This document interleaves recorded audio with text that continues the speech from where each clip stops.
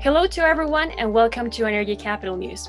I'm Ana Tafoya and today I'm with John Hilfiker, Senior Energy Analyst for North American Gas and Power at S&P Global Platts Analytics.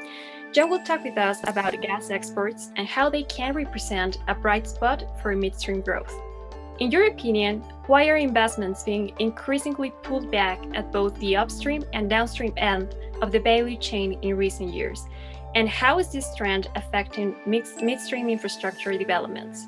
Great question. Well, it actually starts quite a few years ago and really from a shift in technology. So horizontal fracturing techniques or fracking for tight shale gas deposits really drove a lot of the midstream build out that my company has followed over the past decade.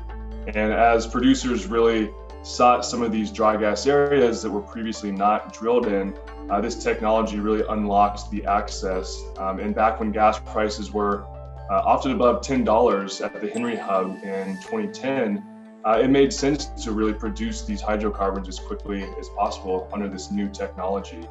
But now producers have really gotten almost too good at their jobs, and now we're seeing that this flood of Northeast gas to these once premium areas, such as New York City, Philadelphia, and now as these pipeline reversals have flipped to the Southeast, it's really pressuring some of these the national hub lower.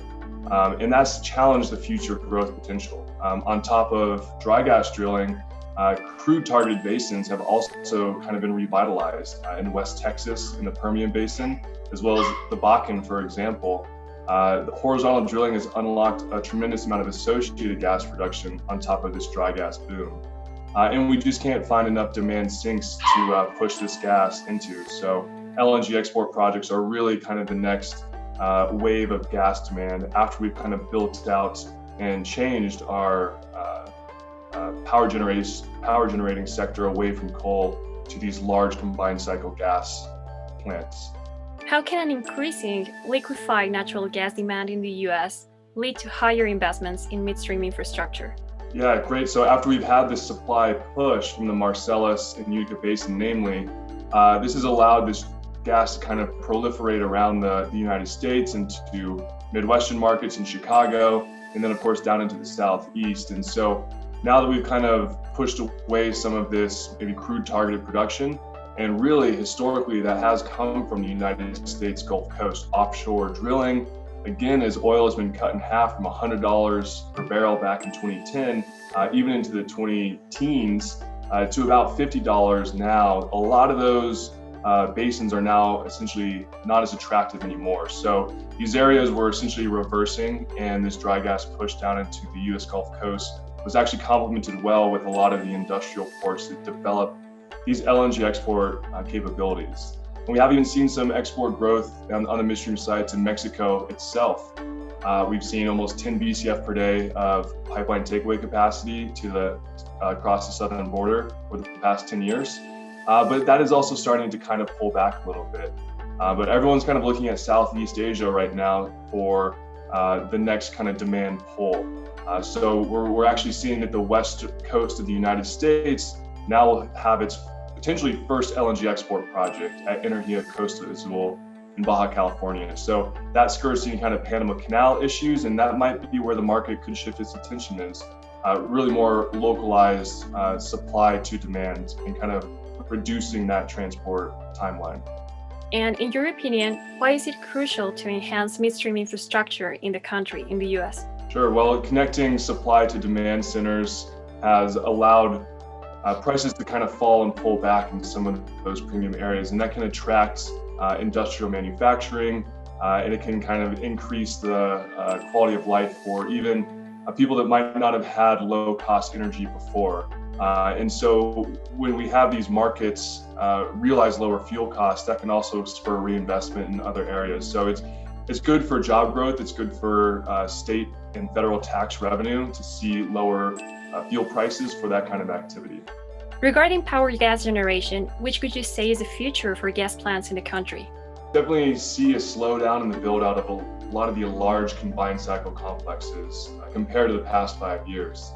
But I will say there is a place for incremental growth. We do expect a lot of coal and potentially even nuclear retirements over the next 5 to 10 years. But the flip side of that is, as we have this energy transition conversation, we do need to have these efficient gas peaker plants to really work around the intermittency of solar and wind generation. And we're seeing that actually right now. There are some wind farms in the Northwest United States that have been paired with an efficient gas peaker plant to work around the variable output. So there is, some room for those two technologies to work together. In the long term, there are some prospects for growth on the hydrogen side. That's really gained a lot of traction in the energy transition discussion and in the ESG community, which is big with a lot of capital investors. BlackRock of the world is looking at ESG very closely. So hydrogen is an area where potentially we could see some conversion of dry natural gas pipelines to move this product, but also gas-fired power plants could be crucial in terms of some of the processes that are involved with creating hydrogen itself. And considering the energy transition environment, John, which are some factors you think investors should acknowledge regarding the US gas market expansion? I think what needs to also happen with this is a complementary regulatory approach. We need to have a little more structure to what ESG means, and that's really pertinent across industries as well. Looking into the natural gas industry, we need to have some kind of renewable gas standard, potentially even a carbon price market, but also looking at methane emissions and flaring regulations too. Companies should approach that in a way that would be beneficial to cash flow, and we do need to see some kind of price mechanism, I think, to complement some of these ESG policies. Well, thank you very much for your time and your insights. We're sure they'll be highly attractive to our audience. And would you like to add something else? Okay, so thank you very much for having me on the Energy Capital Journal. I'm happy to answer any other kind of questions. S&P Global Platts Analytics is really doing a lot of research around how these markets are becoming more and more integrated across global markets. So it's a fascinating story as the U.S. has been opened up to global forces, and it's really an exciting time as we kind of get through this coronavirus period. So hopeful towards the future, for sure. Thank you.